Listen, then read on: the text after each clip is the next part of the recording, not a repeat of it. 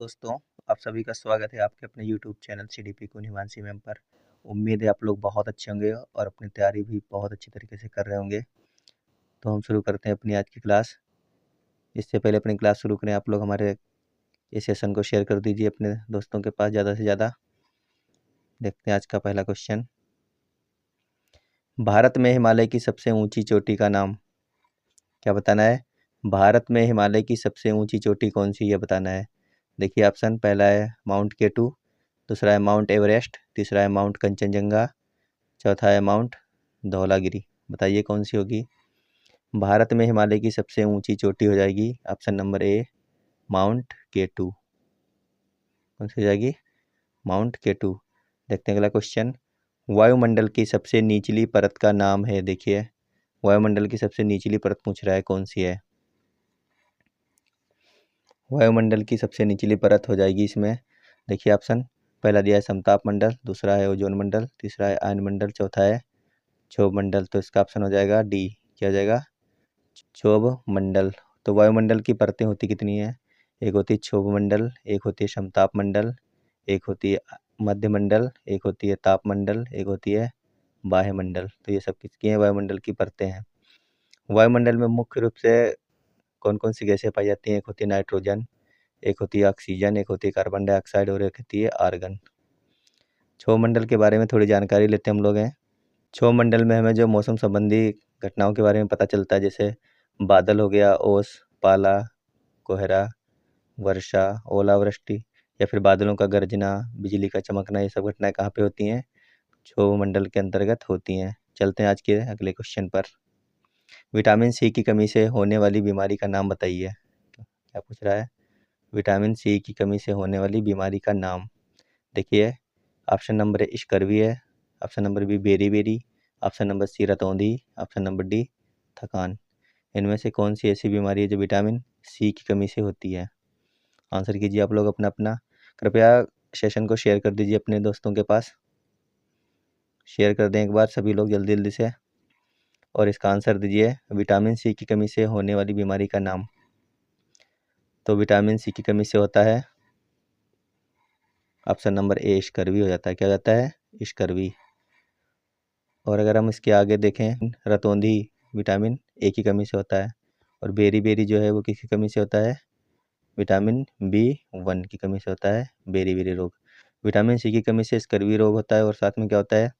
इसकी वजह से मरीजों में थकावट, दांतों का ढीला होना और कमज़ोर, ये जो नाखून है वो कमज़ोर हो जाते हैं, जोड़ों में दर्द होने लगता है, बाल झड़ने लगते हैं। तो इस प्रकार की कई सारी समस्याएं हमारे शरीर में हो जाती हैं विटामिन सी की कमी से। चलते हैं आगे। भारत की प्रथम महिला आईपीएस अफसर कौन है? देखिए भारत की प्रथम महिला आईपीएस अफसर कौन थी? देखिए प्रतिभा पाटिल थी, या फिर पद्मजा नायडू, किरण बेदी, या फिर हंसा मेहता। आप लोगों को आंसर देना है जल्दी जल्दी से। भारत की प्रथम महिला आईपीएस थी किरण बेदी। चलते हैं अगले क्वेश्चन पर। असम का प्रसिद्ध एक सींग वाले गैंडे वाला वन्य जीव अभ्यारण्य कौन सा है? ये क्वेश्चन बहुत बार आप लोग को देखने को मिल जाएगा, कई सारे एग्जाम में आ चुका है। असम का प्रसिद्ध एक सींग वाले गैंडे वाला वन्य जीव अभ्यारण्य कौन सा है? आंसर कीजिए। मानस होगा, काजीरंगा होगा, गिर होगा, या फिर कान्हा होगा। तो इसका हो जाएगा ऑप्शन नंबर बी। कौन सा? काजीरंगा। देखिए असम में कितने इस समय नेशनल पार्क हो गए हैं? 7 हो गए। कौन कौन से? एक तो मानस है, दूसरा काजीरंगा, तीसरा डिब्रू साइखोवा है, चौथा ओमांग है, और एक नेमारी है, और छठा रायमोना है, सातवां अभी जो नया बना है वो है देंग पटकई राष्ट्रीय उद्यान। क्वेश्चन नंबर 6 देखते हैं। निम्न में से कौन सा अग्नेय चट्टान का उदाहरण है? बेसाल्ट, चूना पत्थर, स्लेट, या फिर ग्रेफाइट। आंसर कीजिए आप लोग। तो इसका सही आंसर हो जाएगा बेसाल्ट। क्या हो जाएगा? बेसाल्ट जो है वो अग्नेय चट्टान का उदाहरण है। अग्नेय चट्टानें पिघले हुए चट्टानी पदार्थ के ठंडे होकर जम जाने से बनती हैं। आगे चलते हैं। सिख धर्म के संस्थापक निम्न में से कौन है? देखिए सिख धर्म के संस्थापक के बारे में पूछा गया है कि निम्न में से कौन थे? गुरु तेग बहादुर, गुरु गोविंद सिंह, अर्जुन सिंह, गुरु नानक देव। इनमें से सिख धर्म के संस्थापक कौन थे, ये बताना हमें। सिख धर्म के पहले गुरु थे गुरु नानक देव जी। ये कहाँ पैदा? ये तलवंडी नामक स्थान में पैदा हुए थे। और सिख धर्म के 10वें गुरु थे गुरु गोविंद सिंह। और वो अंतिम गुरु भी थे सिख धर्म के। तो बताइए सिख धर्म के संस्थापक इसमें पूछा है, वो थे गुरु नानक देव। कौन थे? गुरु नानक देव। चलते हैं अगले क्वेश्चन पर। ये जो गुरु गोविंद सिंह थे, ये गुरु तेग बहादुर जो 9वें गुरु थे सिख के, उनके लड़के थे गुरु गोविंद सिंह जो 10वें गुरु बने थे। ये केवल 9 वर्ष की उम्र में गद्दी पर बैठ गए थे। कौन? गुरु गोविंद सिंह। आगे चलते हैं। दक्षिणी गोलार्ध का सबसे लंबा दिन होता है, देखिए दक्षिणी गोलार्ध का सबसे लंबा दिन कब होता है? 21 मार्च, 21 जून, 23 सितंबर, 22 दिसंबर। दक्षिणी गोलार्ध का सबसे लंबा दिन होता है 22 दिसंबर को। चलते हैं अगले क्वेश्चन पर। अगला क्वेश्चन है, सत्यार्थ प्रकाश के लेखक का नाम है? स्वामी दयानंद सरस्वती, स्वामी विवेकानंद, राजा राम मोहन राय या फिर मदन मोहन मालवीय। वो हैं स्वामी दयानंद सरस्वती। इसने लिखी है स्वामी दयानंद सरस्वती ने लिखा है। इनका मूल नाम था मूल शंकर। क्या था इनका नाम? बचपन का नाम था मूल शंकर। इनका प्रमुख नारा था वेदों की ओर लौटो। चलते हैं अगले क्वेश्चन पर। इनका नारा जरूर याद रखना। इनका नारा था वेदों की ओर लौटो। निम्न में से कौन सा जीवमंडल का अजैविक घटक नहीं है? क्या पूछा है? कौन सा जीवमंडल का अजैविक घटक नहीं है? अजैविक का मतलब जिसमें जीवन ना हो, बताना है आप लोगों को। ऐसा कौन सा इसमें से है जिसमें जीवन नहीं है? तो जीवमंडल के बारे में थोड़ी जानकारी लेते हैं। जीवमंडल हमारे जीवित संसार का वर्णन करता है। किसका वर्णन करता है? जो हमारे आसपास जीवित जानवरों का, मतलब जो संसार है, पशु पक्षियों का, उसका वर्णन करता है। सभी जीव जंतु जीवमंडल में पाए जाते हैं। वायुमंडल पृथ्वी के ऊपरी क्षेत्र में फैला है, जहाँ तक पक्षी और कीड़े पाए जाते हैं जिसमें किसी भी प्रकार का जीवन मौजूद हो सकता है। जलमंडल और वायुमंडल जीवमंडल के अंतर्गत आते हैं क्योंकि इन मंडलों में जीवन पाया जाता है। तो इसका सही आंसर हो जाएगा ऑप्शन नंबर बी, कवक। इसमें जीवन नहीं होता, इसमें भी नहीं होता और इसमें भी नहीं होता। तो किस में होता है? ऑप्शन नंबर बी में, कवक में होता है जीवन। भारत के कितने राज्य समुद्र से तटरेखा बनाते हैं? भारत के कितने राज्य जो हैं वो समुद्र से तटरेखा बनाते हैं? ऑप्शन देख लीजिए, 6, 7, 8, 9। ये क्वेश्चन हम करवा चुके हैं, बस थोड़ा सा तरीका चेंज था पूछने का। बताइए भारत के कितने राज्य समुद्र से तटरेखा बनाते हैं? तो इसका ऑप्शन नंबर 9 बिल्कुल सही हो जाएगा। कितने राज्य बनाते हैं? 9 राज्य बनाते हैं। चलते हैं अगले क्वेश्चन पर। भारत के कितने राज्य बनाते हैं? 9 राज्य। देख लेते हैं कौन कौन से राज्य बनाते हैं। पहला है गुजरात, दूसरा गोवा, तीसरा महाराष्ट्र, चौथा कर्नाटक, पांचवा केरला, छठा है तमिलनाडु, सातवां है आंध्र प्रदेश, आठवां उड़ीसा और 9वां राज्य है पश्चिम बंगाल। ये सारे राज्य जो हैं वो समुद्र के साथ सीमा बनाते हैं। सबसे ज़्यादा सीमा बनाता है सबसे ज़्यादा सीमा बनाता है गुजरात। आगे चलते हैं। प्रकाश संश्लेषण के द्वारा हरे पौधे पैदा करते हैं। देखिए प्रकाश संश्लेषण के द्वारा हरे पौधे क्या पैदा करते हैं, ये हमें बताना है। खनिज या फिर कार्बनिक द्रव्य, पोषक तत्व या फिर अकार्बनिक द्रव्य। प्रकाश संश्लेषण के द्वारा हरे पौधे पैदा करते हैं, आंसर दीजिए। इसका हो जाएगा ऑप्शन नंबर बी, कार्बनिक द्रव्य पैदा करते हैं। चलते हैं अगले क्वेश्चन पर। मृष्टल किस देश की स्थानीय पवन है, ये बताना है। तो ये मृष्टल नहीं हो जाएगा, ये हो जाएगा यहाँ पे छोटी की मात्रा लगेगी, मिस्ट्रल हो जाएगा। मिस्ट्रल किस देश की स्थानीय पवन है? चलिए आंसर कीजिए। देखिए यूएसए, ऑस्ट्रेलिया, न्यूजीलैंड या फिर फ्रांस। मिस्ट्रल कहाँ की स्थानीय पवन है? तो इसका हो जाएगा, कहाँ की है? मिस्ट्रल कहाँ की है? फ्रांस की है। कहाँ की है? फ्रांस की है। Option number D. यूएसए की कौन सी है, यानी अमेरिका की कौन सी है स्थानीय पवन? अमेरिका की है चिनूक। कौन है? चिनूक। ऑस्ट्रेलिया की है ब्रिक फिल्डर और न्यूजीलैंड की है नॉरवेस्टर। कौन है? नॉरवेस्टर। न्यूजीलैंड की है, अमेरिका की है चिनूक, ऑस्ट्रेलिया की है ब्रिक फिल्डर और फ्रांस की है मिस्टल। आगे चलते हैं। टॉयलेट तथा नालियों के पास प्रायः नाक में चुभने वाली गंध आती है। जब हम कहीं अगर कहीं पर टॉयलेट बना होता है वहाँ से निकलते हैं तो काफ़ी तेज एक गंध आती है। तो उस गंध का कारण क्या होता है? वो गंध किस कारण आती है, हमें बताना है। देखिए कार्बन मोनोऑक्साइड के कारण या फिर मैथेन के कारण, अमोनिया के कारण या फिर क्लोरीन के कारण। आंसर कीजिए आप लोग। तो इसका सही आंसर हो जाएगा अमोनिया, यानी ऑप्शन नंबर सी, क्या हो जाएगा? अमोनिया। चलते हैं अगले क्वेश्चन पर। निर्वहनीय विकास किस अवधारणा का परिणाम है? देखिए, निर्वहनीय विकास किस अवधारणा का परिणाम है? आंसर करना है। बहुत अच्छा क्वेश्चन है आज का ये। नियतिवादी, संभववादी, नवनियतिवादी या फिर क्या दिया ये, शाकल्यवादी। क्या दिया है? शाकल्य। ये आंसर कीजिए आप लोग अपना अपना। तो इसका हो जाएगा नवनियतिवादी। क्या हो जाएगा? नवनियतिवादी।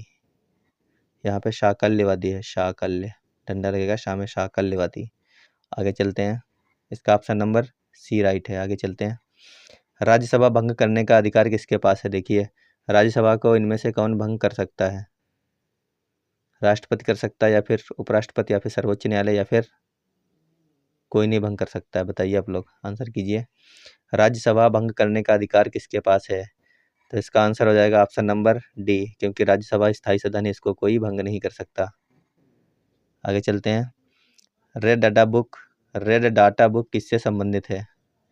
देखिए, नदियों में प्रदूषण से, विलुप्ति के करीब जीव से, घटता भूगर्भ जल स्तर से, या फिर वायु प्रदूषण से। रेड डाटा बुक के बारे में पूछ रहा है। रेड डाटा बुक जारी कौन करता है? IUCN जारी करता है। इसमें जो है संकटग्रस्त जातियों की सूची जारी करता है ये IUCN, जो जीव लुप्त हो चुके हैं या फिर लुप्त होने के कगार पर हैं, उनके बारे में ये जानकारी देता है। आंसर कीजिए आप लोग। तो इसका हो जाएगा ऑप्शन नंबर बी, विलुप्ति के करीब जीव से संबंधित है रेड डाटा बुक। आगे देखते हैं। पुष्कर मेला कहाँ आयोजित किया जाता है? पुष्कर मेला कहाँ आयोजित किया जाता है? उदयपुर, अजमेर, जोधपुर या फिर कानपुर? आंसर कीजिए। तो यह होता है पुष्कर मेला कहाँ पे? अजमेर में होता है। कहाँ होता है? अजमेर में। चलते हैं आगे। ये कार्तिक पूर्णिमा पर लगता है मेला, पुष्कर का मेला जो है वो। आगे देखते हैं। किसे वृक्ष मित्र कहा जाता है? आंसर कीजिए आप लोग। किसे वृक्ष मित्र कहा जाता है? सही आंसर कीजिए आप लोग, जल्दी जल्दी कीजिए। किसे वृक्षमैन कहा जाता है? राजेंद्र सिंह को, या फिर बाबा आमटे को, या फिर सुंदरलाल बहुगुणा को, या फिर हनुमान मिश्रा को? वृक्ष मित्र कहा जाता है किसको? सुंदरलाल बहुगुणा को। ऑप्शन नंबर सी बिल्कुल सही है इसका। अगला क्वेश्चन देखते हैं। कौन सा मानव निर्मित परितंत्र है? कौन सा मानव निर्मित परितंत्र है? आंसर दीजिए। वन नहीं, ये तो प्रकृति द्वारा निर्मित है। नदी ये भी नहीं है, ये भी प्रकृति द्वारा है। मरुस्थल ये भी प्रकृति द्वारा है। तो मानव निर्मित कौन सा हो गया? बगीचा। Option number B. आगे चलते हैं। सलीम अली राष्ट्रीय उद्यान कहाँ है? कई बार पूछा गया एग्जाम में ये। सलीम अली राष्ट्रीय उद्यान कहाँ है? बताइए आप लोग।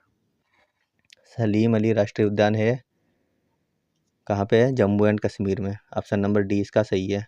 आगे चलते हैं। क्योटो प्रोटोकॉल किससे संबंधित है? देखिए, ये संबंधित है जलवायु परिवर्तन से। किससे? जलवायु परिवर्तन। Option number D. आगे चलते हैं। नगरीकरण व औद्योगिकरण हानिकारक है। देखिए, नगरीकरण और औद्योगिकरण जो है वो किसके लिए हानिकारक है, यह हमें इसमें बताना है। आंसर कीजिए आप लोग। ऑप्शन देखिए और आंसर कीजिए। देखिए, संतुलित विकास के लिए, या फिर जैव विविधता संरक्षण के लिए, या फिर पर्यावरण के लिए। तो ये दोनों चीज़, नगरीकरण और औद्योगिकरण, ये सब इन तीनों के लिए हानिकारक। तो इसका हो जाएगा ऑप्शन नंबर डी, सभी के लिए। चलते हैं अगले क्वेश्चन पर। ग्रीन पीस इंटरनेशनल का मुख्यालय है। देखिए, ग्रीन पीस इंटरनेशनल का मुख्यालय कहाँ है, ये बताना है। कैनबरा में, ओटावा में, हेग में, या फिर एम्स्टर्डम में है? बताइए आप लोग। एम्स्टर्डम। कहाँ पर है इसका मुख्यालय? 24 का हो जाएगा D, Amsterdam. Option number D सही है इसका। आगे चलते हैं। खजुराहो का मंदिर है। देखिए, खजुराहो का मंदिर कहाँ पर है? उड़ीसा, छत्तीसगढ़, मध्य प्रदेश या फिर कर्नाटक? इन चारों में से कहाँ है खजुराहो का मंदिर? खजुराहो का मंदिर है ऑप्शन नंबर सी। कहाँ है? मध्य प्रदेश में है। आगे चलते हैं। कुनैन की दवा किससे प्राप्त होती है?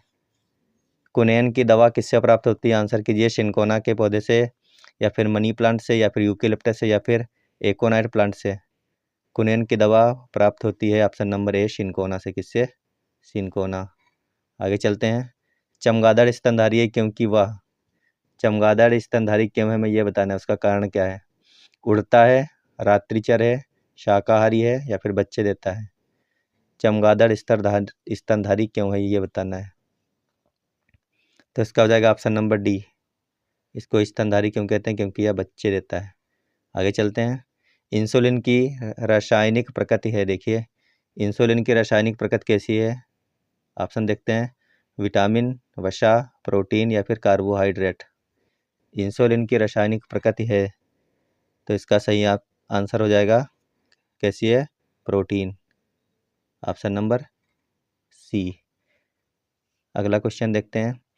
जैविक समुदाय में प्राथमिक उपभोक्ता है, क्या पूछा गया, जैविक जो समुदाय है जो उसमें पहला उपभोक्ता कौन होता है जैविक समुदाय में। देखिए मांसाहारी होता है या फिर सर्वाहारी, शाकाहारी या फिर कोई भी नहीं। तो जैविक समुदाय में प्राथमिक उपभोक्ता तो हमेशा कैसा होता है, सबको पता है, तो शाकाहारी होता है। कैसा होता है, शाकाहारी ही होता है। आगे देखते हैं। विश्व पशु दिवस मनाया जाता है, विश्व पशु दिवस कब मनाया जाता है। आंसर देखते हैं, 3 अक्टूबर, 6 अक्टूबर, 9 अक्टूबर या फिर 11 अक्टूबर। विश्व पशु दिवस मनाया जाता है। आज का हमारा अंतिम क्वेश्चन है, ये कमेंट बॉक्स में आप लोग जरूर बताना कि आप लोगों के कितने क्वेश्चन सही निकले हैं। आज काफ़ी अच्छे क्वेश्चन थे और हमने काफ़ी अच्छे तरीके से किए आज के सारे क्वेश्चन। तो इसका हो जाएगा 3 अक्टूबर, क्या हो जाएगा, ऑप्शन नंबर ए। विश्व पशु दिवस मनाया जाता है 3 अक्टूबर को।